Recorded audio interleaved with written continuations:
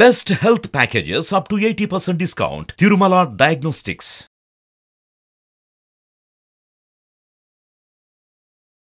నమస్తే, welcome to Suman TV. నేను మీ యామ్ని. ప్రస్తుతం మనతో ఉన్నారు ప్రముఖ ఆధ్యాత్మికవేత్త, ప్రముఖ జ్యోతిష వాస్తు పండితులు సుభాష్ శర్మ గారు ఉన్నారు. వారితో మాట్లాడదాం. నమస్కారం గురుగారు. శ్రీమాత్రే నమః. గురుగారు, ఇప్పుడు మనకి జనవరిలో సంక్రాంతి ఉంది కాబట్టి అసలు ఎలాంటి నియమాలు పాటించాలండి ఈ పండుగ రోజు? అలానే ఏ రాశుల వారికి బాగుంటుంది, ఏ రాశుల వారు పరిహారం చేసుకోవాలి? తప్పకుండా తెలియజేస్తున్నాము. ముందుగా ప్రేక్షకులందరికీ శ్రీమాత్రే నమః, శ్రీ గురుభ్యో నమః. జ్ఞానినాంనపి చేతాంసి దేవి భగవతీ సా బలాయ కృష్ణమోహాయ మహామాయ ప్రయశ్చతి. ఈ సంక్రాంతి అనేటటువంటిది ఉత్తరాయణ పుణ్యకాలం ప్రారంభమయ్యేటటువంటి అద్భుతమైనటువంటి యోగం.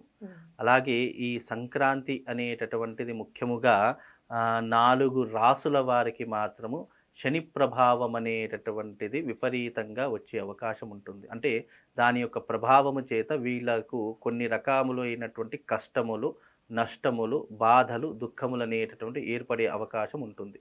ఆ 4 రాసులు ఏవి అంటే గనక 1 కర్కాటక రాశి, 2 సింహ రాశి, 3 వృశ్చిక రాశి, 4 మీన రాశి. ఈ 4 రాసుల వారు ఎవరైతే ఉన్నారో వాళ్ళు కొన్ని రకములైనటువంటి అనారోగ్య పరిస్థితులు కానివ్వండి, ఆర్థికపరమైనటువంటి ఇబ్బందులు కానివ్వండి, లేదా ఆరోగ్యానికి సంబంధించినటువంటి ఇబ్బందులు కానీ తీవ్రముగా వచ్చేటటువంటి అవకాశాలు ఈ 4 రాసుల వారికి ఏర్పడబోతున్నాయి. ఎందుకు అంటే గనక కర్కాటక రాశి వారికి అష్టమ శని, అలాగే సింహరాశి వారికి సప్తమ శని, అలాగే వృశ్చిక రాశి వారికి అర్ధాష్టమ శని, అలాగే మీన రాశి వారికి ఏలినాటి శని. ఈ రకమైనటువంటి శని ప్రభావం ఈ 4 రాసుల మీద సంచరింపబడుతుంది. కనుక సంక్రాంతికి ఉన్నటువంటి గొప్పనైనటువంటి లక్షణం ఏమిటి అంటే గనక ఈ సంక్రాంతి రోజున పాటించవలసినటువంటి నియమాలు అనేటటువంటి పాటించడం ద్వారా ఈ 4 రాసుల వారికి తప్పకుండా ఈ శని ప్రభావం అనేటటువంటి తగ్గుముఖం పడుతుంది. అంటే పూర్తిగా తొలగిపోదు, కొంతవరకు ఉపశమనం అనేటటువంటిది మాత్రం తప్పకుండా లభిస్తుంది. అది ఏమిటి అంటే గనక తిలదానము, తిల హోమము, అలాగే తిల భక్షణము అంటే భక్షణం అంటే తినడము అని అర్థము, అలాగే తిల స్నానము, అలాగే తిల తర్పణము.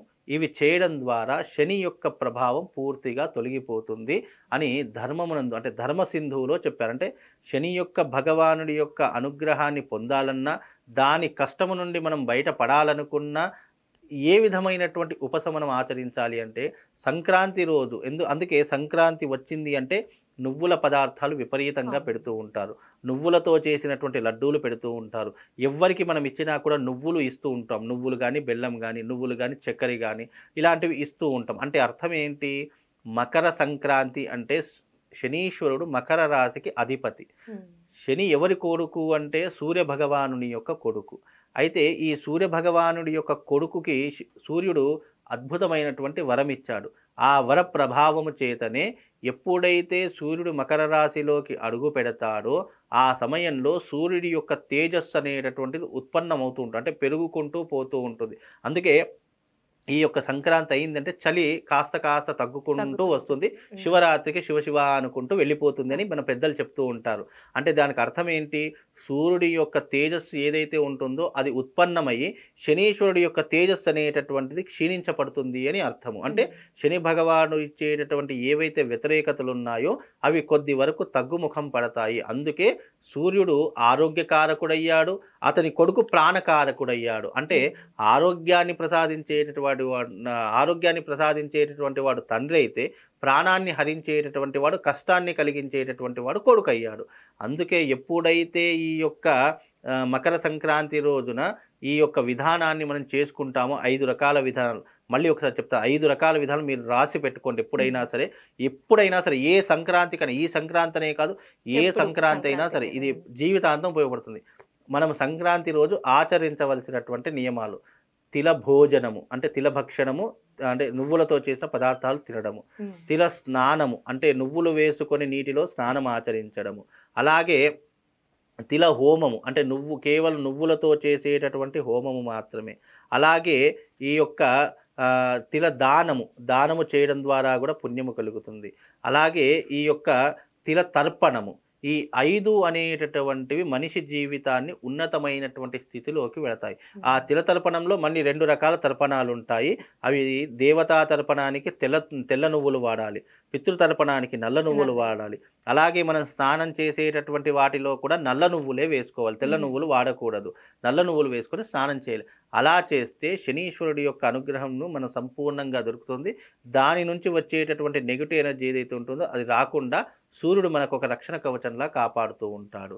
అలాగే ఈ యొక్క నేను చెప్పినటువంటి 4 రాసులు ఉన్నాయి కదా, ఆ 4 రాసుల వారు తప్పకుండా తమ మెడలో ఒక అద్భుతమైనటువంటి నవరత్నాల లాకెట్ ధరించుకోవడం వల్ల వాళ్లకు ఈ శనీశ్వరుడి నుంచి వచ్చేటటువంటి వ్యతిరేకతలు ఏవైతే ఉన్నాయో అవి తొలగిపోయే అవకాశం ఉంటుంది. అలాగే మిగతా గ్రహాలు ఏవైతే మనకు గ్రహాలు అనేవి 9 గ్రహాలుగా సూచించడం జరిగింది.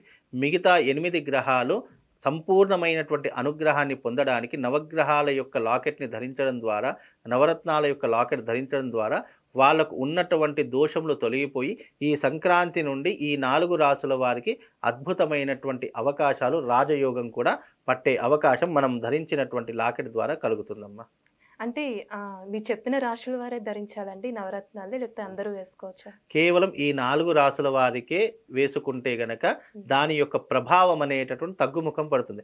మిగతా రాసుల వారు వేసుకోవాలా లేదా అది జాతక నిర్ణయం ద్వారా తెలుస్తుంది. ఎందుకంటే ఈ 4 రాసుల వారికి అర్ధాష్టమ శని, ఏలినాటి శని, సప్తమ శని, అష్టమ శని ఈ 4 రాసుల వారికి మాత్రమే ఉంటుంది. కనుక ఈ 4 రాసుల వారు ధరిస్తే గనక రాబోయేటటువంటి విపత్తులు కానీ ఇబ్బందులు కానీ రాకుండా వాళ్ళకు ఒక రక్షణ కవచంలా ఆ యొక్క లాకెట్ ఎప్పుడు కూడా వాళ్ళని కాపాడుతూ ఉంటుందమ్మా.